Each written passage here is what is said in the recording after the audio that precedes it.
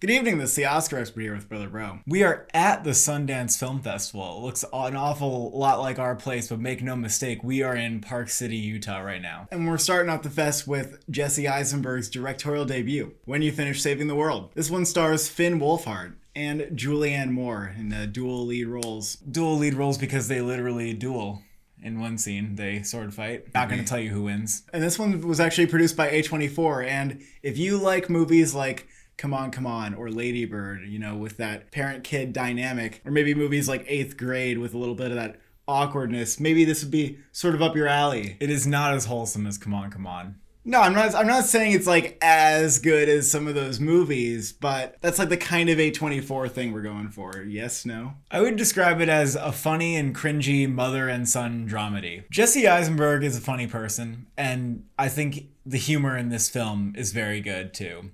He really didn't miss with me for the jokes that he was going for, and I wish I saw it in an audience where we could have heard the entire theater laughing. These characters have been accused of being unlikable and hard to empathize with. I agree that they're unlikable. I don't agree that they are, impossible to empathize with, though. There's two different sides to everyone, and to me that makes them really interesting characters. I could see you thinking they're like a little unrealistically like self-absorbed, but I like that it leaned into that because I think that's where some of the comedy comes from. Yeah, it's also kind of the point that Jesse Eisenberg is trying to make about like the ways in which these characters are self-absorbed, and I thought it was very well observed. It's kind of inherent to human beings that we all like live in our own bubbles. To some extent, we all have flaws that result from that, and that's exactly what this movie is exploring. The draw for me was that this film was very character driven, and I was trying to figure out what we're supposed to make of them, and it doesn't tell you exactly what to think. The interesting thing about it is that they are trying to find an impact in some way on other people at the same time that they're unable to see,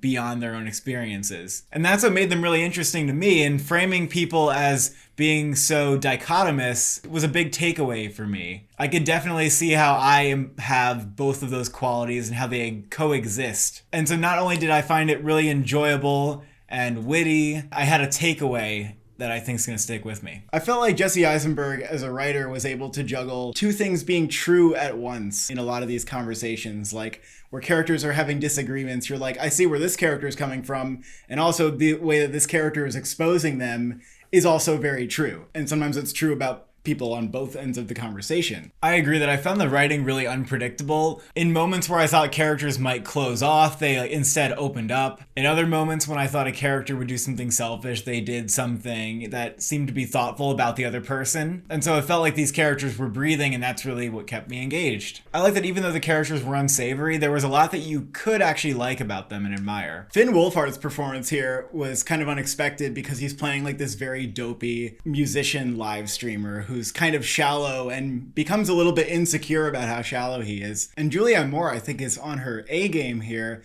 as a mother of Finn Wolfhard, who's kind of unable to connect with him, who feels very distant from who her son has become. And we can really feel how their personalities like do not mesh. And the movie's kind of funny, oftentimes in like a cringe humor kind of way. And I think it's, lightly enjoyable as it moves along, but I also found it to be really thought-provoking because of the way that it observed the behavior of these characters. I definitely took away something substantive from this film, but I don't really want to just explain to you what that is. I would recommend checking out the movie for yourself. Even though when the movie finished, I checked other people's reactions, and I was like, oh, I seem to like this quite a bit more than other people. There's a score here by Emil Mosseri that I was very excited to hear because all three film scores that he's done, also Sundance films, like every movie that he's composed so far as a Sundance film, were great. And this one, there's probably less content. There's probably less compositions that he did, but some of them I found pretty enjoyable. It's definitely not his best score, but it was nice. There's also a song in here that I really want to listen to again. Best original song at the Oscars, maybe? Not gonna happen, but